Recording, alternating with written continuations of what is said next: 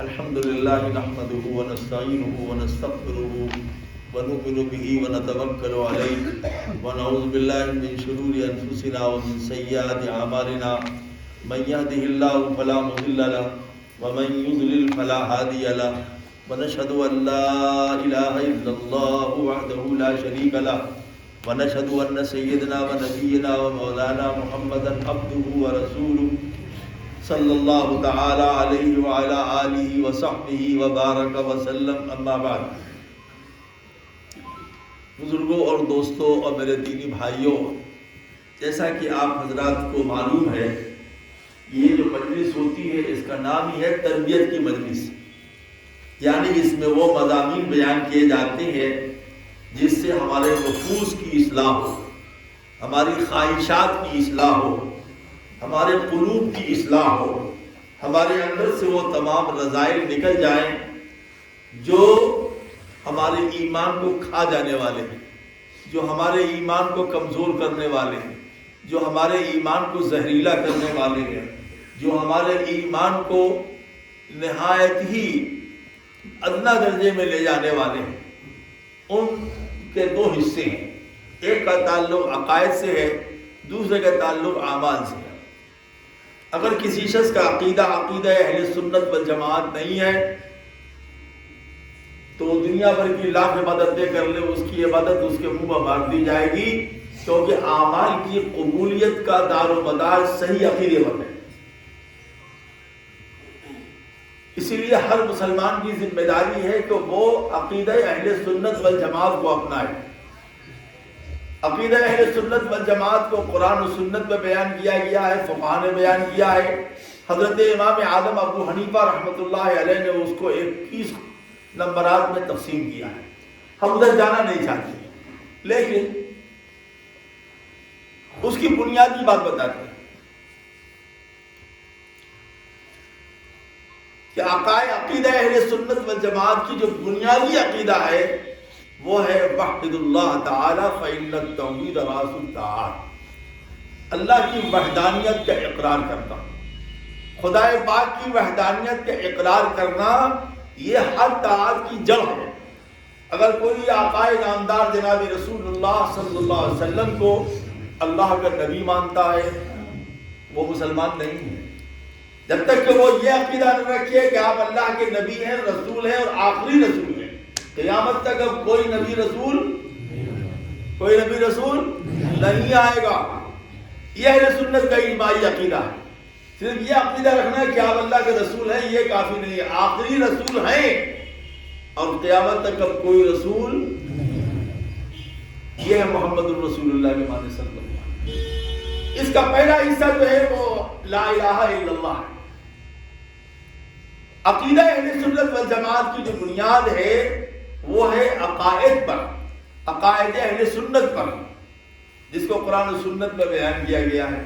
اس میں بنیادی چیز دو ہیں، ایک توحید کا اور دوسرے رسالت۔ رسالت کا بیان انشاءاللہ ہم کل کریں گے، توحید کا بیان یہاں کرتے ہیں کہ اللہ تعالیٰ کی ذات کو واحد سمجھنا، حق تعالیٰ واحد ہے، وَإِلَٰهُكُمْ إِلَٰهٌ وَاحِدٌ لا الہ الا هو الرحمن الرحیم۔ اللہ تعالیٰ اپنی صفات کے اعتبار سے یکساں، بے مثل و بے مثال، یکتا بے مثل و بے مثال ہے۔ مخلوقات عالم میں کوئی بھی ان کا ثانی نہیں ملے گا، ہے ہی نہیں۔ انبیاء کا مقام بہت اونچا ہے لیکن وہ مخلوق ہیں، خالق نہیں ہے۔ ایک بنیادی بات ہے، اللہ تعالیٰ نے انبیاء کو جو روحانیت دی، جو طاقت دی، وہ اللہ کی دی تھی، خود ان کی اپنی نہیں تھی۔ اور اس سلسلے کی آخری بات کہ سیدنا آدم علیہ السلام سے لے کر آقائے نامدار مدینے کی تاجدار، ہماری آنکھوں کا نور، دل کا سرور، حضرت محمد الرسول اللہ صلی اللہ علیہ وسلم تک جتنے انبیاء کرام علیہ السلام دنیا میں تشریف لائے، 1,24,000، چاہے ان کا نام ہمیں معلوم ہو نہ معلوم ہو، ان کی دعوت کا محور اور مرکز اور منبع اور مقصد صرف ایک تھا، وہ کیا؟ لا الہ الا اللہ۔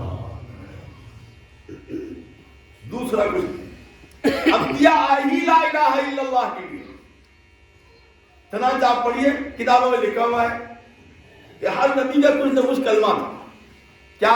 لا الہ الا اللہ آدم و صفی اللہ، لا الہ الا اللہ نوح نبی اللہ، لا الہ الا اللہ داؤد و خلیفۃ اللہ، لا الہ الا اللہ موسیٰ کلیم اللہ، لا الہ الا اللہ عیسیٰ روح اللہ، لا الہ الا اللہ ابراہیم و خلیل اللہ، لا الہ الا اللہ اسماعیل و ذبیح اللہ، لا الہ الا اللہ محمد رسول اللہ.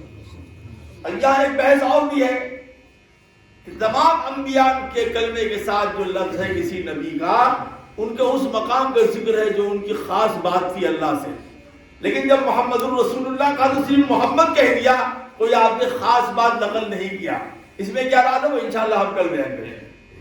ابھی جو آپ کو سمجھانا ہے وہ کیا کہ انبیاء کرام علیہ السلام کی دعوت کا جو مرکز تھا وہ صرف ایک تھا، وہ ہے لا الہ الا اللہ. اسی لیے کہا گیا وحد اللہ فإن التوحید راس الطاعات، اللہ کی وحدانیت اختیار کرو کہ تمام طاعت اور بندگی کی جڑ اور بنیاد وہی ہے. اگر اللہ کی وحدانیت کا اقرار نہیں ہے تو ساری عبادتیں تم کو چہرے مانی.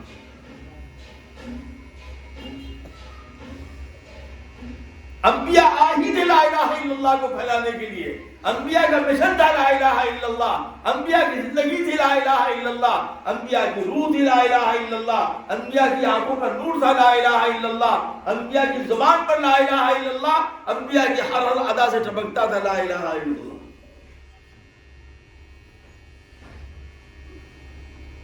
اگر اس میں ہم صرف 10 نبیوں کا ذکر کریں تو فجر کی نماز ہو جائے گی اور ختم ہو جائے گا،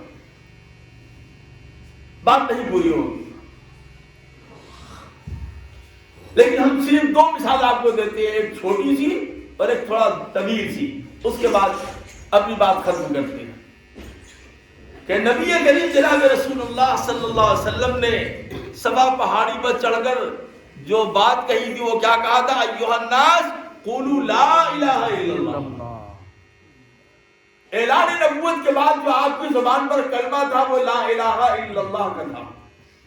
آپ لا الہ الا اللہ پر آئے. اسی لیے ہمارا مولانا ارشاد صاحب مبلغ دارالعلوم دیوبند کہتے تھے کہ کلمہ اصل میں ہے محمد الرسول اللہ لا الہ الا اللہ. یہ کیا معنی ہے بھائی؟ یعنی محمد الرسول اللہ آئے لا الہ الا اللہ پھیلانے کے لیے. وہ آئے تھے لا الہ الا اللہ پھیلانے کے لیے. ایک جو چھوٹی سی مثال ہے، چونکہ ادھر جائیں گے تو پھر بہت لمبا ہو جائے گا بیان. دوسری مثال جو ہے بڑی نمایاں مثال اور جس کو اللہ نے بیان کیا وہ ہے سیدنا ابراہیم علیہ السلام، جو آج ہماری تقریر کا محور اور موضوع ہے کہ عقیدہ اہل سنت والجماعت آج جو ہے تو ہمارے اعتقادات میں ڈاکہ ڈالا جا رہا ہے. ہمارے دیہاتوں میں گھس گھس کر کے ہمارے نوجوان بچوں اور بچیوں کو اور جاہل عوام کو سمجھایا جا رہا ہے سب مذہب حق ہیں، سب ایک ہی جگہ جاتے ہیں. نہیں بابا، سب مذہب حق نہیں ہے، سب ایک ہی جگہ نہیں جاتے ہیں. اسلام کی بنیاد جو ہے وہ توحید پر ہے. نمبر 1 توحید پر، پھر رسالت پر، پھر بقیہ عقائد پر، فرشتوں پر، آخرت پر، جنت پر، جہنم پر، اللہ کے دیدار پر وغیرہ وغیرہ، جس کا تذکرہ ایمان مفصل میں اور ایمان مجمل میں ہے. لیکن اللہ تعالیٰ نے خاص کر کے حضرت ابراہیم علیہ السلام کا ذکر کیا. کیوں؟ کہ حضرت ابراہیم علیہ السلام ایک ایسے گھرانے میں پیدا ہوئے تھے کہ جن کا باپ آزر اپنے ملک کا با اقتدار، با اختیار، بہت بڑا طاقتور وزیر اعظم تھا اور ابراہیم علیہ السلام ان کی اگلوتی اولاد تھی. یہ بات یاد رکھیے گا تب آپ کی بات سمجھ میں آئے گی کہ توحید جلتی کیسے ہے.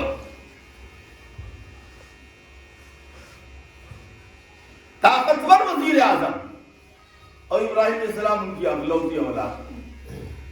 شاہی محل، کھانا اور پینا، روز، عزت و منصب، تو چل میاں حضور، عزت کی فراوانی، دولت کی فراوانی. وزیر اعظم ہونے کے ساتھ ساتھ آزا جو تھے وہ بت پرست بھی تھے، بت فروش بھی تھے، بت ساز بھی تھے، کہ بت پوجتے بھی تھے۔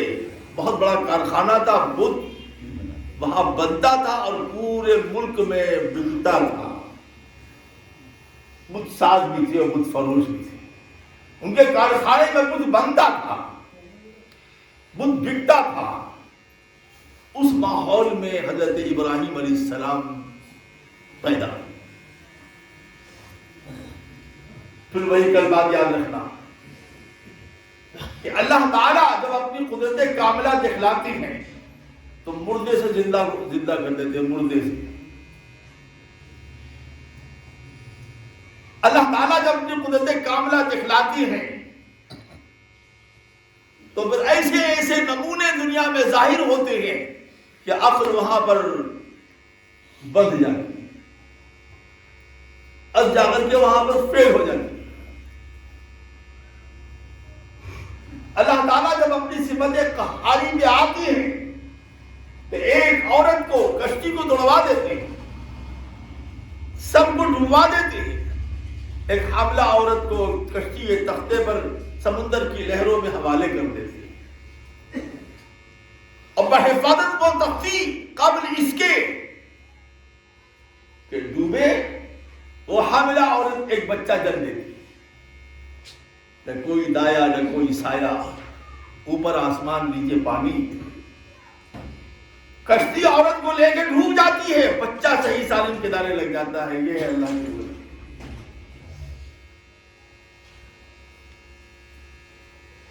ایک زوردار ہوا چلتی ہے، بچہ تری سے خشکی میں آ جاتا ہے، اللہ تعالیٰ ایک ہرن کو لگا دیتے ہیں، دودھ پلائی کو، پل رہا ہے۔ ہم خدا سے لینے کے لیے اللہ کے محتاج، اللہ پالنے کے لیے کسی کا محتاج نہیں۔ یہ ہے توحید۔ پھر وہ قصہ لمبا ہے، ادھر جانا نہیں چاہتے کہ پھر اس شخص کی بادشاہ وقت پر نظر پڑی، اس کو گودی اٹھا کے لے گیا، تربیت کیا، تعلیم کیا، اور پھر اس کو بنایا گیا بادشاہ وقت۔ جیسے ہی وہ بادشاہ بنا اس نے خدائی کا دعویٰ کیا اور جنت بنائی، اس کو شداد کہتے ہیں، جس کو ایک قدم جنت کے اندر رکھا، اپنی ایک باہر کا روح نکال لو، کہا تم کو بہت ڈھیل دیا، اب ڈھیل نہیں دیا۔ یہ خدا کی صفت قہر کا نمونہ،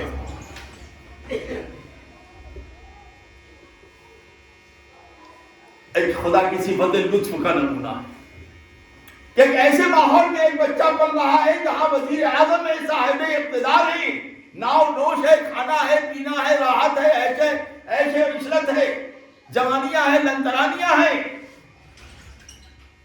پیسے ہیں، اور کفر کا پورا ماحول ہے کہ بت سازی بھی ہو رہی ہے، بت فروشی بھی ہو رہی ہے، بت پرستی بھی ہو رہی ہے۔ ایسے ماحول میں حضرت ابراہیم علیہ السلام نے آنکھ کھولی، شعور بڑا ہوا تو دیکھا کہ کارخانے میں بت بن رہا ہے، انسان بنا رہا ہے، پھر وہ گھوڑے پر گدھے پر لادا جا رہا ہے، پھر وہ بکنے کے لیے جا رہا ہے، پھر وہ ایک خرید رہا ہے، کتنے میں دو گے، دوسرا لے رہا ہے، کتنے میں لوگے، اور تیسرا وہیں پر ڈنڈور کر کے کھڑا کر رہا۔ ارے یہ خدا ہے! وہاں آگے کنواں پیچھے کھائی تھا،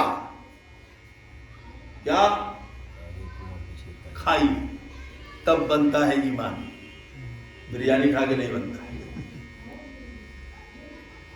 شعور بڑا ہو رہا ہے، ہم ادھر جانا نہیں چاہتے، سادہ بارے کی طرف، یہ اپنی اسی بات پر رہنا چاہتے، پھر پھنس جائیں گے، آگے چلے جائیں گے۔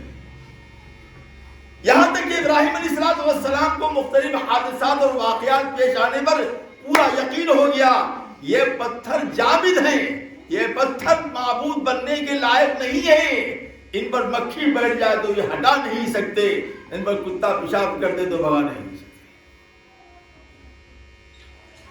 عمر بڑھتی جا رہی ہے، جوانی جھڑتی جا رہی ہے، ابراہیم علیہ السلام کو حسن نکھرتا جا رہا ہے، چہرے کی روحانیت بڑھتی جا رہی ہے، نورانیت بڑھتی جا رہی ہے۔ طبیعت کا تقاضا ہے کہ باپ کا سامنا مت کرو، طبیعت کا تقاضا ہے باپ کا سامنا مت کرو، لیکن اندر جو فطرت ربانی ہے اس کا تقاضا ہے کہ توحید پھیلاؤ، شرک کے سامنے سر بچو۔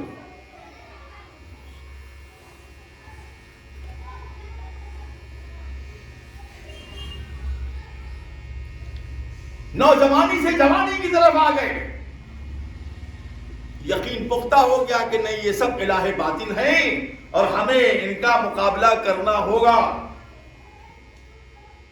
ابراہیم علیہ السلام یہ بات سمجھ گئے کہ اگر ہم سمجھوتا کر لیں گے اپنے باپ سے تو کل کے وزیر اعظم ہم ہی ہیں، یہ مال دولت ہمارا ہے، یہ جاہ و عزت ہماری ہے، یہ جو ہے لوح و قلم ہمارے ہیں، یہ تمام حکومتیں ہماری ہیں، یہ جو ہے تو پیسے ہمارے ہیں، یہ دولت ہماری ہے، یہ خدام و حشم اور نوکر نوکرانی یہ سب ہمارے ہیں۔ لیکن اگر بغاوت کر دیتے ہیں تو ٹاٹ بھی پہننے کو نہیں ملے گا،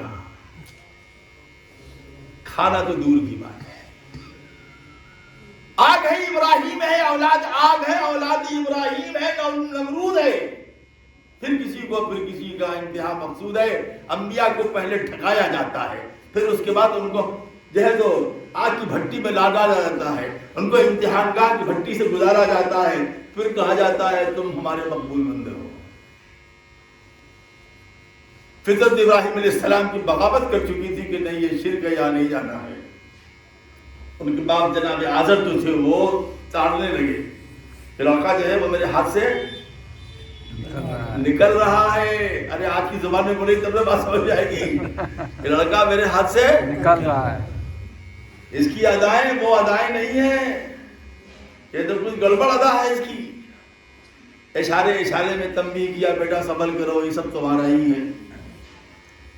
تھوڑا ایک دن سختی کیا بیٹا سنبھل کرو، یہ سب تمہارا ہی ہے۔ پھر سمجھایا کہ بیٹا اگر تم ادھر ادھر ہوئے تو ہم ادھر ادھر ہو جائیں گے۔ پھر سمجھ میں آیا کہ آخر مسئلہ کیا ہے کہ آخر کا یہ جو ہے تو سامنا کر رہا ہے ہمارا۔ روایات میں آتا کہ 17 یا 19 سال کی عمر ہو چکی تھی ابراہیم علیہ السلام پر، وحدانیت ربانی بالکل ظاہر ہو چکی تھی۔ ایک دن جناب آدم کو دیکھ لیا بت کے آگے جھکتے ہوئے اور مانگتے۔ اب یہی سے شروع ہوا ہے۔ ابراہیم علیہ السلام اسی کے منتظر تھے۔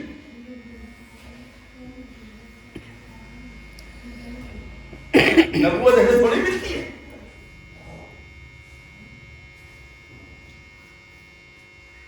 آگوں میں پھینکا جاتا ہے اور جلایا جاتا ہے، اپنوں کو پرایا بنایا جاتا ہے، سب سے تنہا کر دیا جاتا ہے، ہر قسم کی امتحانات سے گزار دیا جاتا ہے۔ نبوت وہ مقام نہیں ہے کہ خلافت ملی ہے لولو ملی صاحب، بلکہ نبوت اللہ کی خلافت ہے۔ اللہ خود جانچ کے پرکھ کر کے ٹھوک ٹھاک کے تب دیتا ہے۔ دیکھ لیا ارے ملک کا وزیر اعظم، اقتدار اعلیٰ، بادشاہ اس کا محتاج، یہ بت بک رہا، یہ بن رہا، یہ پوچھ رہا۔ بس ابراہیم علیہ السلام کی جو نور نبوت تھا وہ پھڑک اٹھا، سامنا کر لیا۔ باطل کا جب تک سامنا نہیں کرو گے حق اجاگر نہیں ہوگا۔ گھسے رہو گے گھروں کے اندر تو نہیں حق اجاگر ہوگا۔ حق اجاگر ہونے کے لیے جگر چاہیے، دل چاہیے، دماغ چاہیے، روحانی طاقت چاہیے۔ سامنا کر لیا، کیا کہا؟ یا ابت لم تعبد ما لا يسمع ولا يبصر ولا يغني عنك شيئا۔ ابا السلام علیکم، کیا یہ کیا کر رہے ہیں آپ؟ ارے یہ کیا کر رہے ہیں آپ؟ نہ یہ سنے، نہ یہ ہلے، نہ یہ دولے، نہ دیکھے، نہ سنے۔ مکھی بیٹھ کے ہکا نہیں سکتا، کتا بیٹھ جا منہ دے دو بھگا نہیں سکتا، ہم جب چاہے دھکا دے دے۔ اس کو آپ پوچھ رہے ہیں؟ آپ وزیر اعظم ہیں، ملک کے سب سے بڑے بادشاہ ہیں، آپ کو اتنی عقل نہیں ہے جس پتھر کو بنا لو اسی پتھر کو پوچھ رہے ہیں؟ یہ پہلا ہتھوڑا تھا جو بیٹے نے باپ کو دیا۔ کیوں؟ کہ یہاں باپ بیٹے کا رشتہ نہیں دیکھا جا رہا تھا، یہاں حق و باطل کو دیکھا جا رہا تھا۔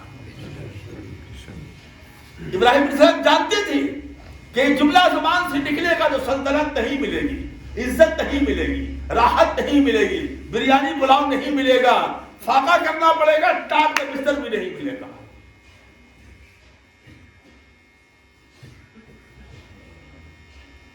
پلٹ کے حضرت آدم نے دیکھا، جناب آدم کیا کہتا ہے؟ ہوش ہے؟ درست، تمہارے باپ ہیں، ملک کے وزیر اعظم ہیں۔ پھر جواب ہے یا ابت انی قد جانی من العلم ما لم یأتک فاتبعنی اہدک صراطا سویا۔ ابا سب چھوڑیے وہ سب، مجھ کو اللہ نے وہ علم دیا ہے، علم لدنی۔ آپ نے تو پڑھایا نہیں کسی مدرسے میں بھیج کر کے، بڑے وزیر اعظم نے تو کہیں کالج میں داخلہ کرا دی ہوتا کہ ہم سدھر ہی جاتے۔ علم آیا اللہ کی طرف سے، اس علم نے ہمیں بتایا ہے کہ یہ اللہ کی ذات میں شرک اور صفات میں شرک ہے، یہ بے طاقتی ہے۔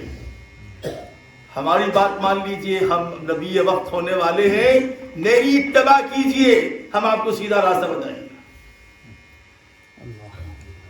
کیا لگتا ہے تیری یہ ہمت ہے میری اولاد ہو کے ایسے بولتا ہے؟ کھال کھلوا دی جائے گی۔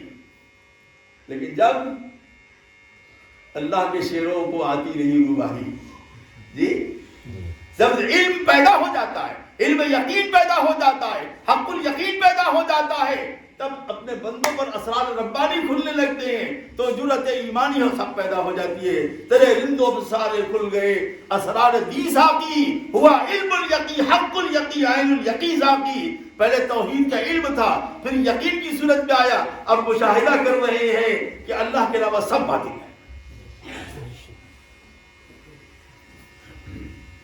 کیا بکتا ہے؟ تیری ہمت کیسے ہوئی؟ لیکن جرأت پیدا، جرأت ایمانی دوسری ہوتی ہے۔ فرمایا یا ابت لا تعبد الشیطان ان الشیطان کان للرحمن عصیا۔ ابا جی ہوش درست کر لیجیے، خبردار، اب ہمارے باپ ہیں، آپ پہ پخانا پھینک دیں گے، آپ کو نہلائیں گے، دھلائیں گے، کھلائیں گے، پلائیں گے، لیکن رحمان کے مقابلے میں آپ کی بات نہیں مانیں گے۔ مت آپ بھی بن کے پرستش کیجئے، اب ہمارے باپ ہیں، ہم کو اچھا نہیں لگ رہا ہے کہ میرا باپ ملک میں وزیر اعظم ہو، مرنے کے بعد جہنم میں چلا جائے۔ آپ اس راہ پہ آ جائیے جہاں یہاں بھی جنت تو وہاں بھی جنت۔ شیطان تو رحمان کا کھلا ہوا دشمن ہے۔ کبھی سنا ہی نہیں تھا یہ بات، توحید کا لفظ کبھی آیا ہی نہیں تھا، کان میں پڑا ہی نہیں تھا۔ جناب اعظم نے ڈنڈا اٹھایا، ہمت، تیری ہمت سے مقابلہ کر دے گی؟ تم کیا پکڑا ہے؟ ان کو پتا ہے اگر بادشاہ احمد کو خبر لگی تو میری وزارت گئی، یہ محل گیا، یہ گھر گیا، یہ کھانا گیا، یہ عزت گئی، یہ سب گیا۔ پھر جناب ابراہیم بولے کیا بائی بات، یہ جتنے دنیا کی چیزیں ہیں یہ سب عارضی ہیں، عارضی، یہ وقتی ہیں، یہ راحتیں وقتی ہیں، یہ راحتیں عارضی ہیں، یہ چیزیں فانی ہیں، یہ مال فانی ہے، یہ عزت فانی ہے، یہ دولت فانی ہے، یہ وزارت فانی ہے۔ فانی چیز پر مت پڑو، باقی چیز پر پڑو۔ یا ابت انی اخاف ان یمسک عذاب من الرحمن فتکون للشیطان ولیا۔ ہم آپ کی بیٹا ہیں اور واحد بیٹا ہیں، ہم کب چاہیں گے کہ آپ جہنم میں جائیں؟ ہم کب چاہیں گے کہ آپ جہنم میں جائیں؟ ہم کب چاہیں گے خدا کا عذاب آپ پر ہو؟ ہم کب چاہیں گے کہ آپ دائمی عذاب میں مبتلا ہو؟ مجھ کو ڈر لگتا ہے کہیں ایسا نہ ہو کہ خدا کا عذاب آپ کو پکڑ لے، آپ شیطان کے دوست ہو جائیں۔